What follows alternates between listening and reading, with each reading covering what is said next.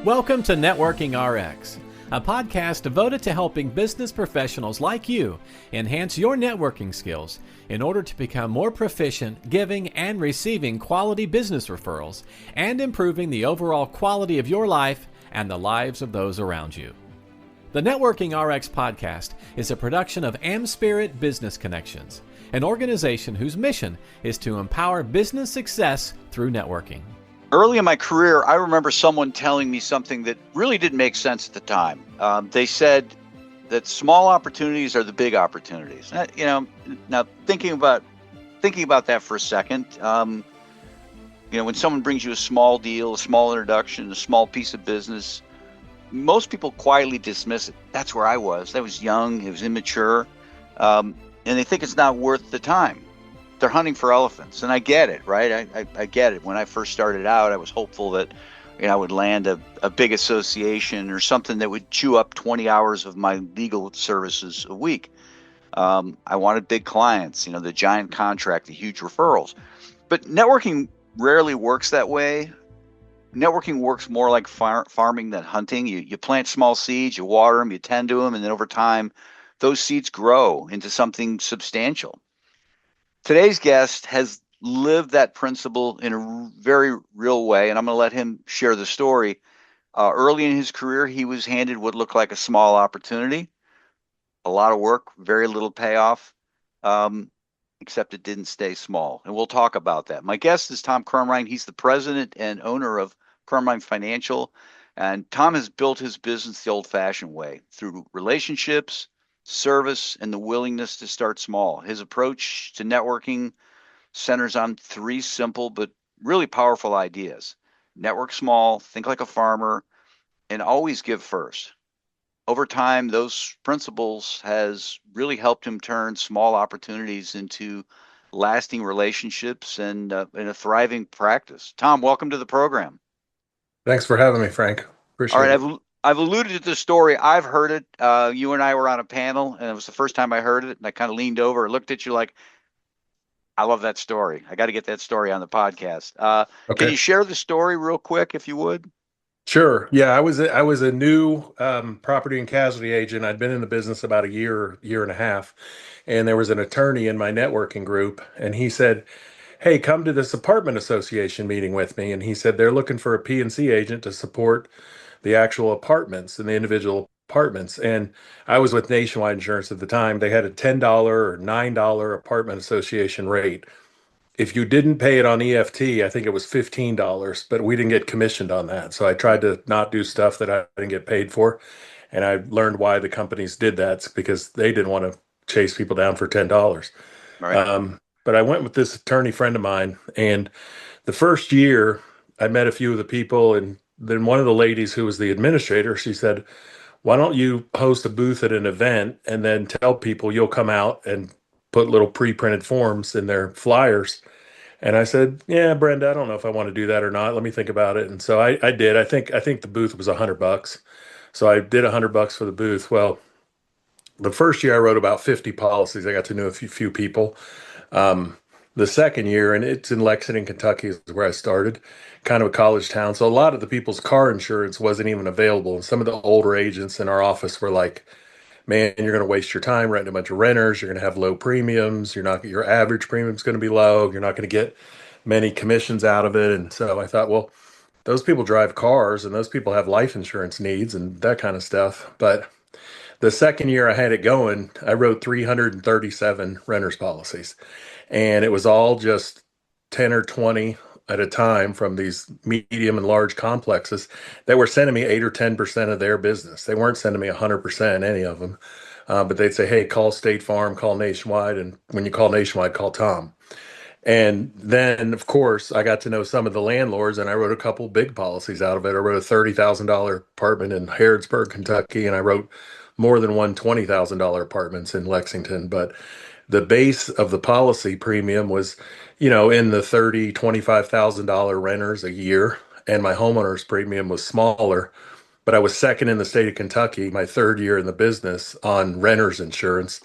But in the homeowner, they count that as a homeowner's policy. Nationwide did at the time. So on the trips and all the conferences, I was up at the top on the homeowners team, and I was only writing 50 homeowners policies a year at the time, but it built my credibility. And then all these people owned home, had cars, and then some of them bought houses later and became long-term clients. Why do you think the network small mindset works? I think people are always looking for that person that's the hunter in the group that comes in and says, well, I want $1 million rollover, or I want a $2 million agency referral.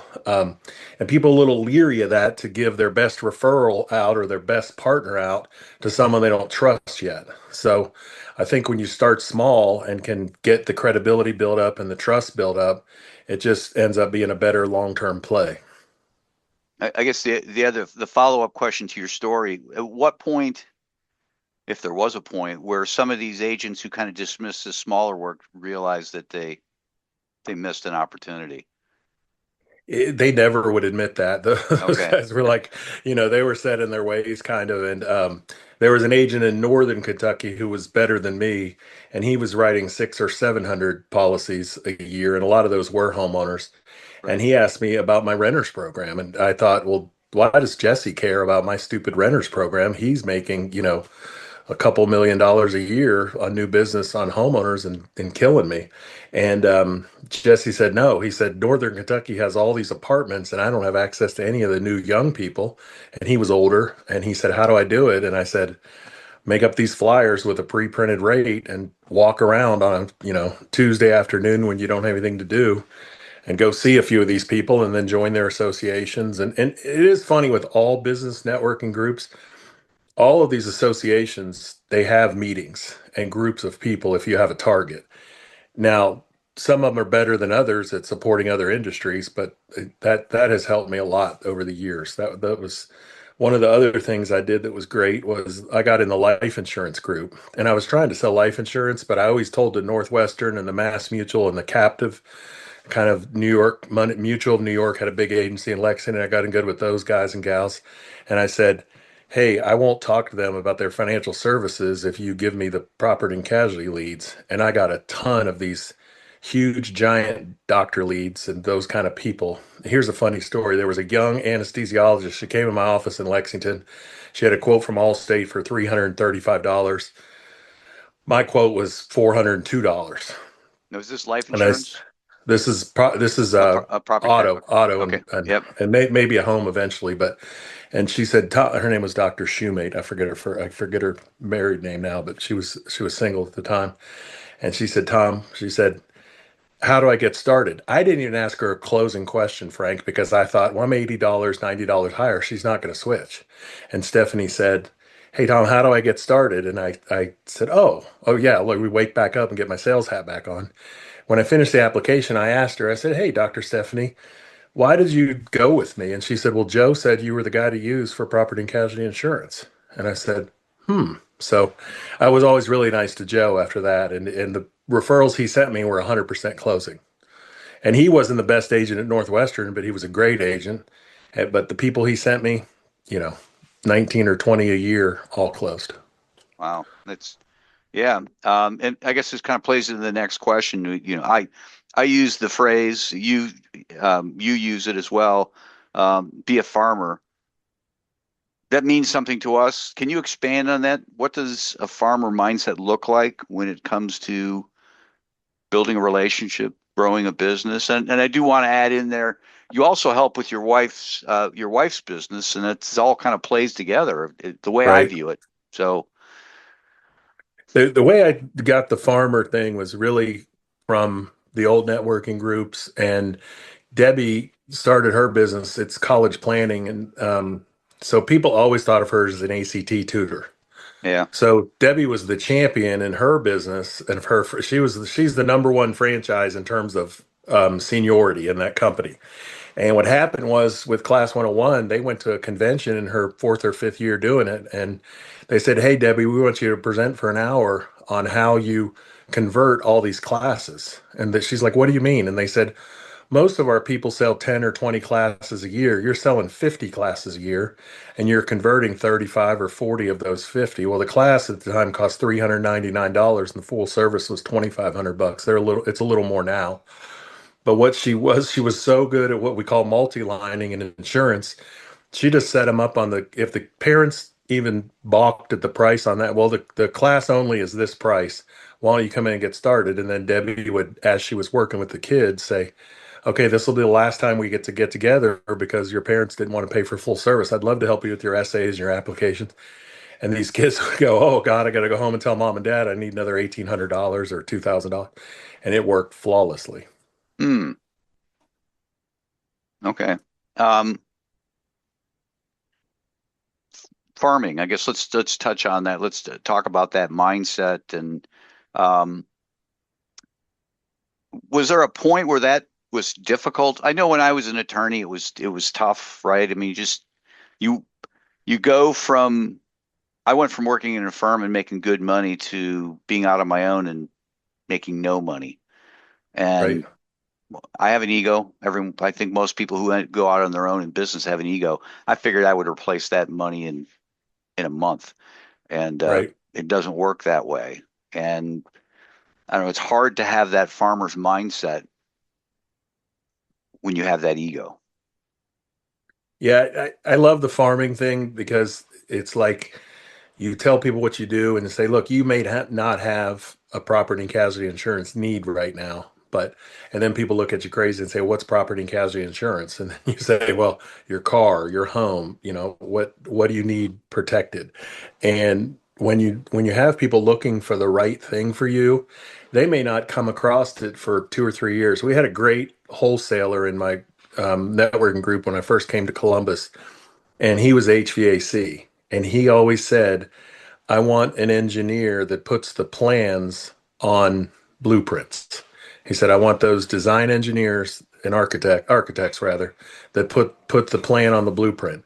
So I never even met another architect for 3 or 4 years, but I ran into one at a networking event. I said, what do you do? And he said, well, I'm an architect. And I said, well, do you put the plans on the blueprints? And he goes, yeah. And I said, here's Ken's card. Call my buddy Ken. He wants to meet with you. Ken got 40 or $50,000 worth of business out of that.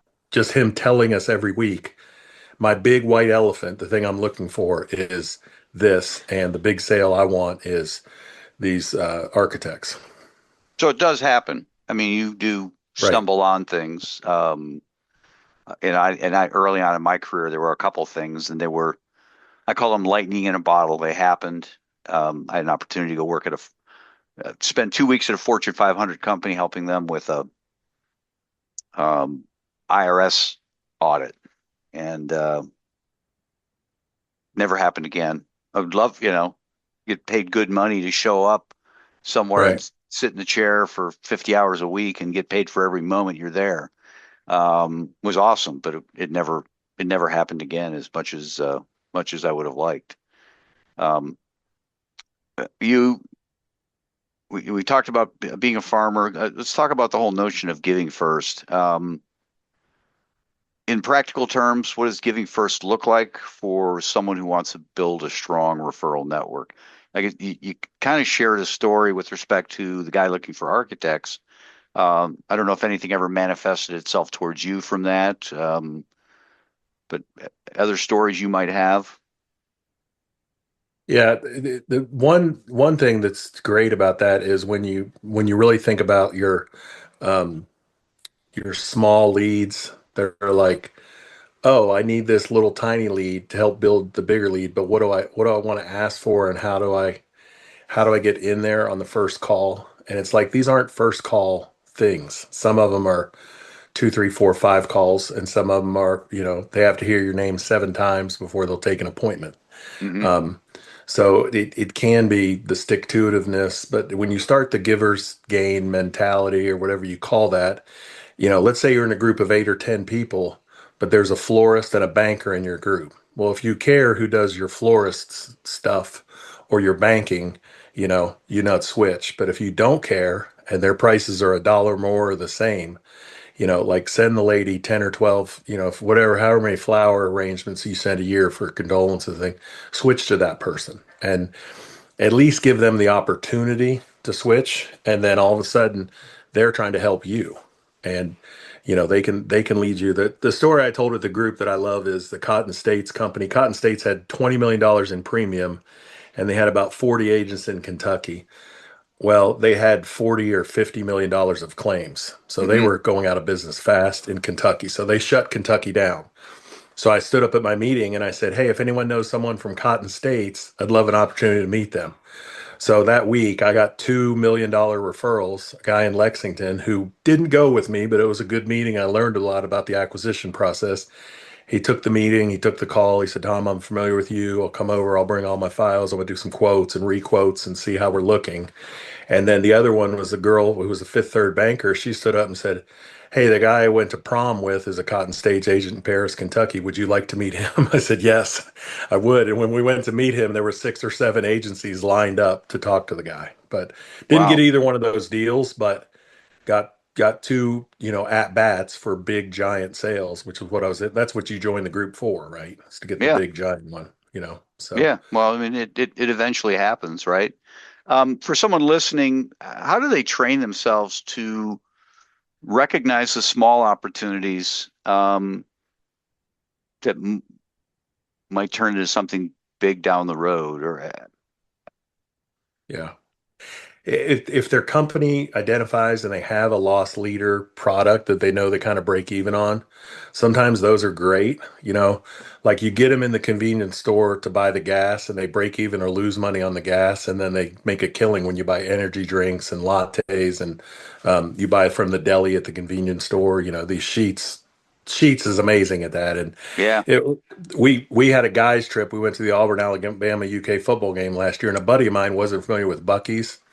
And we were going down, and I said, "Well, we're going to stop at Bucky's in Nashville, and there's a Bucky's on the way. We're going to stop at, and there's one in Auburn, Alabama." And this buddy of mine never been to Bucky's, and he said, "Oh, they're going to kill us on the gas." And I said, "No, the gas is 30 cents cheaper than everywhere else." And he said, "Well, how did they do that?" I said, "Because we're going to spend $100 on burgers and barbecue and pork rinds and fudge." And they Yeah. saw us coming, and my buddy left there and said, "Oh, I get it now." It's they're putting one in Huber Heights, Ohio. It's going to be interesting, but they don't lose at the Bucky's because they get you in there with 15 or 20 cents less per gallon, and then you spend 70 or $50 on junk that Yeah. you could have made yourself for $10 at home, but they forgot to tell you that. So Yeah. Well, I mean, that's a great example because, my wife and I went to Florida in January, and we sure enough stopped at a Bucky's. And, right, you know, normally a convenience store like a Speedway or a UDF or, even a Sheetz, it's like, get your gas, maybe grab a drink, go to the bathroom right, and leave, or not necessarily in that order. Um, but you could just tell the people who were at Bucky's were parked there. I mean, right. they're in here for the duration.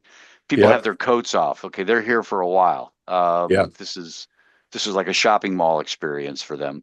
Well, I mean, Um, I think their base barbecue burger, one of their best sandwiches, is $9, but you can upsize that sandwich for $15 for the double barbecue. And of course, I eat that, and I'm like, "Oh, I just spent $15 on a barbecue sandwich that probably cost them $4 to make, or and the $9 one probably cost them $3 to make. So their profit triples when they hit you with that one, and I do that every time I go there. So yeah. it's kind of my go-to. D Renters policies. I mean, I guess to what if you had an opportunity to do 300 renter policies again today, would you, or has that kind of changed? You're further along, right? I mean, you're like Right. you're maybe not one of the old guys, but you're one of the older guys, and you've kind of paid your dues. Um, I guess the question is at what point does that what I call a C referral change? Um, It doesn't for me, Frank, because the industry that I'm in has changed so much because of technology. mhm, Like the kids today service their own policies. You teach them the app, so our service work is way down in insurance because people can look up their own stuff. They can make their payments online. right. Occasionally if I'm busy and they call me in the car and I say, "Hey, Frank, I'm on my way to my next meeting. I can send you the link on how to make your payment. I'll text it or email it to you. Which do you prefer?" And I have Becky from our Western Kentucky office send them that link. So we even are starting to look at a new company that does, um, if you log into your back office and then send me the link to your back office, it sends me your deck pages and your passwords and your, not your passwords, but your deck pages from all your personal lines with that company. That's an interesting opportunity. It's 100 or $200 a month, but would make it really easy for me to get all my initial information without asking all the questions. Shifting gears quickly here, how can people get a hold of you? Our website is crumrhinefinancialservices.com. That's the easiest. And, I'm pretty much available on that. And, we always try and help the customer after hours, because the insurance, people think it's a dumb question or they're bugging me. But, someone call me on a Saturday and say, hey, my kid's buying a car in Tennessee on Sunday. What do I do? And I said, well, you're going to need to add it to your policy. And if you don't end up buying the car, we'll take it back off. But, I'm available on Sunday, but I'd rather do it now while we're talking about it. And these companies all make us service our own policies now. So they used to do it for free, but now they're charging. So that's what we do for our customers is we say, hey, if it's after hours or after this, shoot me an email or send me a text and I'll answer or call you back whenever I get to it. Well, I appreciate you being on here today. Thank you for having me. That was a great interview with Tom. There's a reason farmers don't wake up in the morning and go out looking for a harvest. They go out looking for the next thing that needs tending to. They check the soil, they water what's dry, they pull a few weeds, they walk the rows, if you will. And here's the key. They do it whether they see results that day or not. Think about it. Because farming isn't about immediate results. It's about faithful activity. You don't plant a seed on Monday and expect corn on Friday. You plant, you tend, you trust, and over time the harvest comes. Networking works much the same way. The small conversation, that's a seed. The introduction, that's a seed. The low dollar client, the renter policy, something that has no worth at all, that's a seed. Most people ignore those seeds, but Tom didn't. He planted, he stayed with it, he worked the ground, and over time, what started as a few small policies turned into something much bigger. So here's the takeaway. Simple but not easy. Stop chasing harvests, start planting seeds. Stop asking, what can I get right now? Start asking, what can I grow over time? Because in networking, just like farming, the people who win are the ones who show up, do the small things, and just trust the process long enough to see it grow. Thanks for joining us on the Networking RX podcast. Please put what you've learned into action today and let us know if you have questions, comments, or ideas for future topics. You can email them to us at podcast@amspirit.com. That's AmSpirit.com. Finally, so you never miss an episode, be sure to subscribe to the Networking RX podcast through iTunes, Overcast, or however you receive your podcasts. Now get out and network with someone. The Networking RX podcast is the copyright production of AmSpirit Business Connections. All rights reserved.